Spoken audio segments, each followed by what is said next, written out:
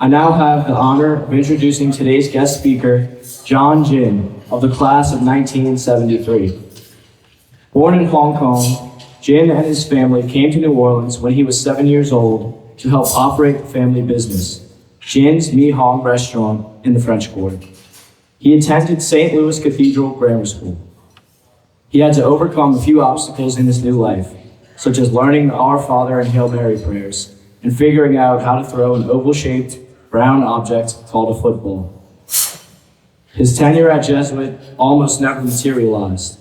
While on the waiting list to attend Jesuit, he was finally notified 2 days before school started, thus making him the last member of the class of 1973 to be accepted. At Jesuit, Jin was a member of the Marine Corps KROTC, the drill team, the chess club, and the bicycle club, which he founded. After Jesuit, he received his bachelor's degree in accounting from the University of New Orleans. His goal after graduation was not to be in the family business. He eventually settled in the area of finance. Jin is a practicing certified financial planner and owner of Jin Wealth Management Partners. From 1989 to 2019, he wrote a bi-weekly column for the Times-Picayune called Money Watch. He was honored by the Picayune for starting Money Watch Live, one of the largest free financial symposiums of its kind to help investors and the general public make better decisions. He draws upon his 40 years of experience working with nonprofits, associations, small businesses, families, and individuals. He serves as a member of the East Jefferson General Hospital Foundation Board, Financial Planning Association of Louisiana, and ACE Scholarship Program. In his free time, he enjoys biking, traveling, and spending time with the family. He and his wife, Esther, who met in 3rd grade, have been married for 44 years. Please welcome from the class of 1973, Mr. John Jin.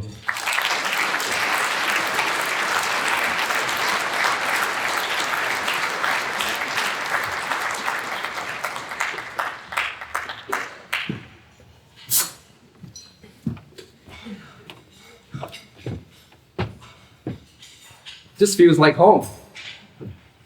Thank you very much. I'm very, very honored. When Father Brown asked me to be the commencement speaker, I thought about this long and hard. Over the last 3 months, I had these ideas that kept popping in my head about this idea number 1, number 2, number 3. They were placed on stickers. And finally, I was able to kind of condense all of this to 3 main ideas.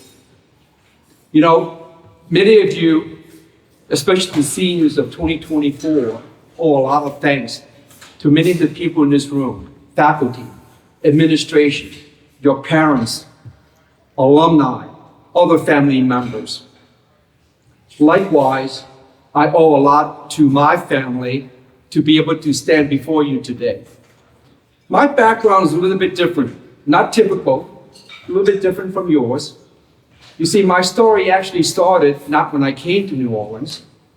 It actually started over 100 years ago, when my grandfather, at the age of 17, left Southeast China to come to America in search for a better life. Chinese immigrants at that time were, for the most part, forced to do manual labor. My grandfather was a little bit different. He understood the importance of an education. Not only did he work, but he was also able to graduate from high school at the age of 26. He attended some college, and it was a number of years before the family finally reunited with my grandparents here in New Orleans. My brother and I started a new life. Obviously, not knowing the language, the custom, even the food was different, right? When we applied for Jesuit High School, my grandfather was very adamant. He said that, John, I don't want you to have to default to the restaurant business. I want you to have a choice. So with that taken to heart, my experience at Jesuit High School is one that has changed my life What I was expecting was not what I received. When I started at Jesuit, I was bracing for a little rough patch, right, in being accepted. And what I found was very, very different. My classmates from the class of 1973 were warm, accepting. They treated me like one of the guys. My teachers treated me like one of the boys. My weak subject area of English, of all things, Father Barfield, Mr. Dover, Father Hawkins, they spent a lot of time turning my weakness into my strength. In this type of nurturing environment, even my extracurricular activities allow me some insight. With the drill team, I learned discipline and attention to detail. While on the chess club, whenever I play white, my favorite opening is Queen's Gambit, where in my second move, I offered a pawn unprotected, hoping that my opponent would seize it. For those that don't play chess, the object of playing chess is to develop your pieces and control the center. What I learned was delayed gratification, a little bit of short-term pain for long-term gain. During the 1970s, we had an oil embargo.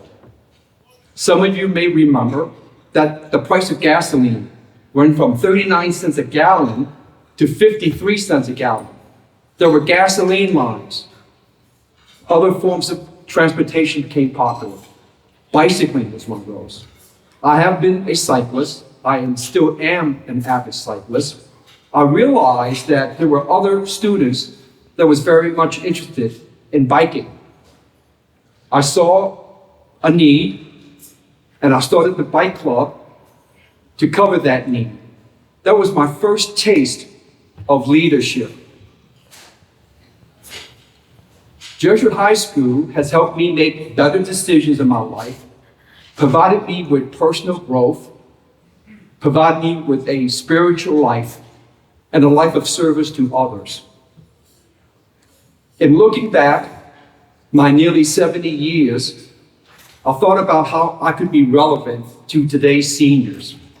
So I came up from all of my stickies that I posted on ideas. I'm going to give you 3 pieces of advice that have served me very well. The first piece is life is not a spectator sport. To get the most from life, you have to be a player. You have to volunteer. You have to connect. You have to engage. By doing so, you're going to create opportunities that did not exist. Some of my colleagues asked me, John, how did you have this relationship with the newspaper, writing this byline column? My very first mentor in the business suggested I go check out the Financial Planning Association, which I did. I joined, which I did. I served as secretary treasurer, and in 1 year, public relations. I called the business editor. We met over lunch, and we discussed ways that we can both benefit. Remember that in the late 80s, this was during a time where the area of personal finance was mushrooming. People were controlling their 401ks, and they needed more advice on investments, retirement planning. So what we came up with in that lunch was something called a byline column called Money Watch. The newspaper would solicit questions from its readers. Weekly, I would get a taxi bag with all the letters delivered to my office. This proved to be a great community service from the newspaper. It highlighted the need for financial planning, and it gave a lot of publicity to the Financial Planning Association. It was so successful that 3 years later, I made a pitch to the editor. I suggest that on a Q&A byline column, it was very one-dimensional. Wouldn't it be great to have more interactive communications with the general public? Thus started one of the most successful financial forums that was available.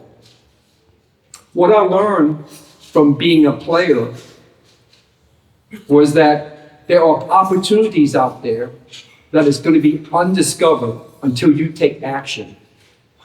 It's okay to do what is required. If you do something more than that, and you make those connections, good things will happen. The second thing I want to talk about is something that is not often broached, especially in commencement speeches. It's about money.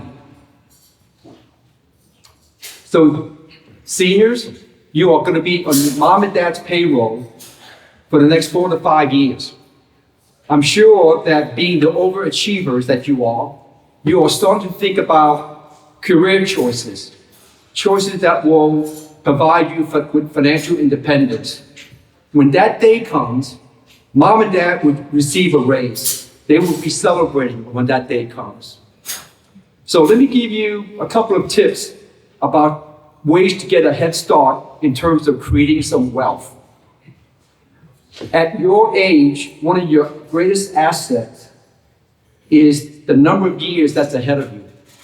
If you are able to start investing early, stay invested, your path down the road will be so much easier.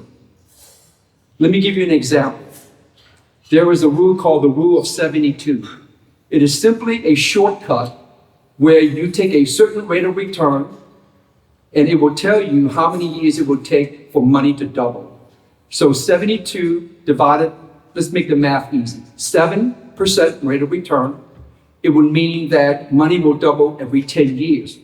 So if you start at age 25, 40 years later, when you're thinking about retirement, that money that you invested at age 25 will grow from $1 to $16, 4 times.